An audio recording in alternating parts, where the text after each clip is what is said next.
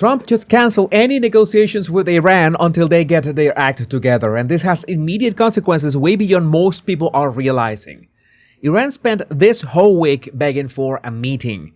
The Iranian president personally requested negotiations in Islamabad, Pakistan, set for today. The Iranian Foreign Ministry confirmed it. The Pakistani government confirmed it.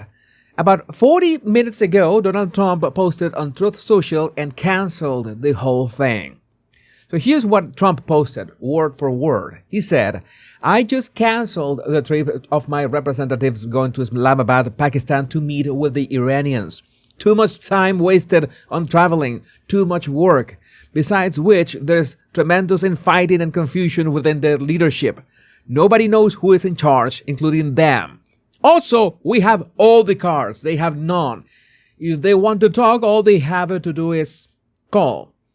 So, Trump just confirmed in public, on the record, what the Iran watcher community has been saying in private for 2 weeks.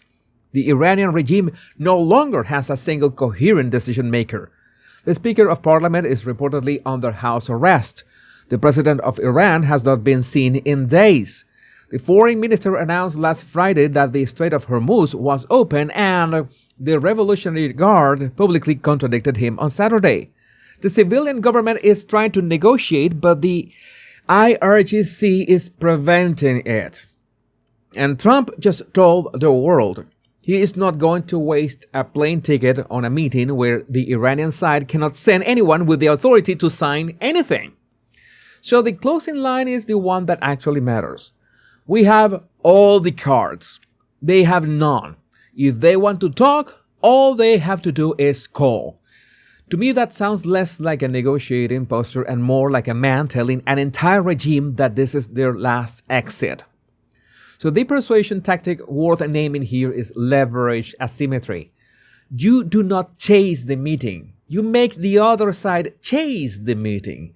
Every hour they spend not in the room is another hour they are losing more than $20 million. Every day that passes is another day their oil cannot reach a buyer. Canceling the trip is not a step away from a deal. It has a way of accelerating one. So watch the legacy outlets from here until Monday. The framing will be that Trump has gone too far. The chance for peace is slipping away.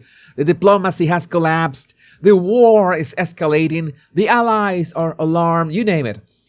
The manipulation tactic is selective framing. They will quote the cancellation and skip the reason.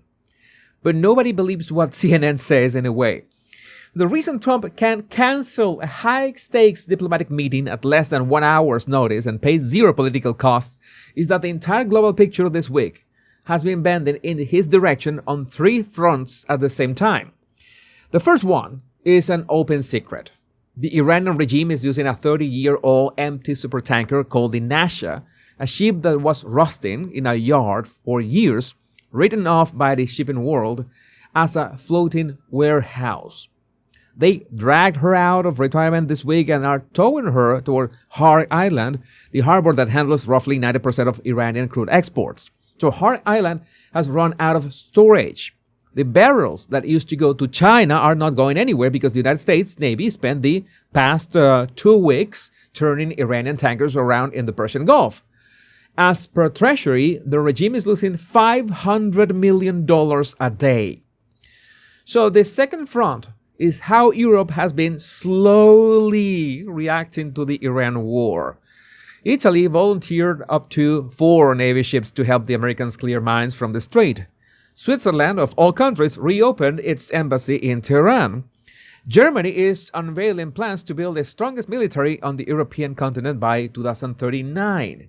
France is rebuilding after losing soldiers in the Middle East. So basically, they're slowly giving support to the United States and Israel, but in their very own European way of doing things with a 2 or 3 week delay.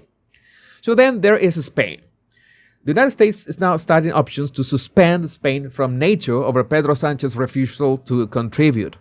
Sanchez is calling the war the most important crisis of this century while simultaneously refusing to participate in resolving it. So the countries that hedge for a living, the ones whose entire foreign policy is built around betting correctly on which superpower comes out on top, are placing their chips on the American side. Spain is the lonely chair on the other side. Everyone on the European continent is taking notes on which column each neighbor ended up in. Now, you might have heard the Wall Street Journal reporting that the United States has now expended so many munitions in the Iran operation that administration officials internally assess America could not fully execute its Taiwan contingency plan in the near term. The mainstream media will qualify that as overextension and that America cannot fight two wars. The Taiwan deterrent is compromised.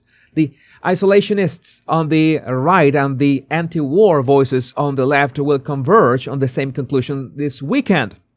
But they have it backwards. Trump did not weaken Pacific deterrence. Instead, Trump borrowed from it.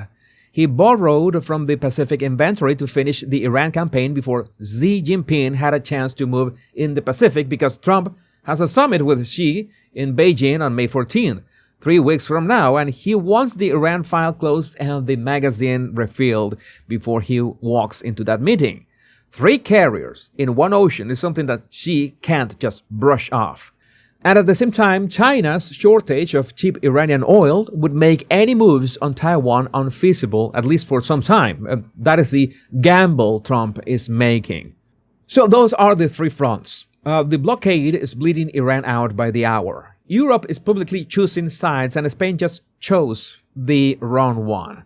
The Pacific posture is a sequencing decision, not an overstretch. And that is why Trump can cancel the Islamabad meeting 45 minutes ago and pay no price for it. So 3 things to watch this weekend. Watch whether Iran calls Trump back, the way Trump invited them to in that post. If Tehran picks up the phone in the next 72 hours, the regime is even closer to the edge than this week suggested. The IRGC is the one wing of the Iranian regime with no incentive to deal, and they are the ones holding the missiles, so keep an eye on any stray attacks breaking the ceasefire. And watch Riyadh, because Saudi Arabia just got handed a diplomatic card it did not ask for, and Mohammed bin Salman is the figure who decides what happens with it. The summit clock is running, and 3 weeks to Beijing. Before I go, 3 questions worth sitting with this weekend. Why did Xi route his claim down through Riyadh instead of calling Washington directly? Why did Iran's own Revolutionary Guard quietly take over the civilian government the same week their biggest customer gave up on them? And why might the next oil shock split the world into 2 prices instead of 1? Before I go, 3 questions worth sitting with this weekend. Why did Xi route his climb down through Riyadh instead of calling Washington directly? Why did Iran's own Revolutionary Guard quietly take over the civilian government the same week their biggest customer gave up on them? And why might the next oil shock split the world into 2 prices instead of 1? I answered these questions in my deeper analysis on geopolitics and markets on my blog, The Power Pundit. I can say things there that I'm not allowed to say anywhere else. Link in description, and share this video with your family and friends so they know what's really going on. My name is Jesus Enrique Rosas. I'm The Power Pundit. Much love and bliss.